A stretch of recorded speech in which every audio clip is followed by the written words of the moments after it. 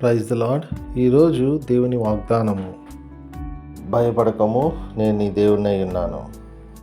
యెషయా గ్రంథము 41 అధ్యాయము 10వ వచనము.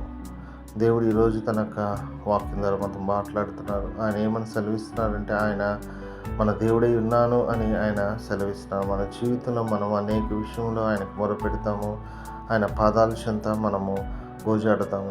కానీ అయినప్పటికీ కూడా మనం ఇంకా మన జీవితంలో మనకున్న సమస్యలను బట్టి మనం భయపడుతూనే ఉంటాం. దానికి కారణం ఏంటి అని అంటే, యేసయ్యను మనం దేవునిగా గుర్తించట్లేదు. దేవుడు అనగా సర్వశక్తిమంతుడు, సమస్తాన్ని సృజించిన దేవుడు, ఆయనకి అసాధ్యం అంటూ ఏదీ లేదు అన్న విషయాన్ని మనం గమనించకపోవటం వల్ల మన అనేక విషయాల్లో మనం భయపడుతూ మన జీవితంలో మనం ముందుకెళ్తాం. కాబట్టి ఈరోజు దేవుడు వాగ్దానం చేస్తున్నాడు, నేను నీ దేవుడినై ఉన్నాను కనుక నువ్వు భయపడద్దు, నువ్వు దిగులు పడద్దు ఆయన యొక్క వాక్యం ద్వారా మనతో మాట్లాడుతున్నారు. కాబట్టి ఈరోజు నువ్వు నీ జీవితంలో ఆయన దేవునిగా నువ్వు గుర్తిస్తున్నావా?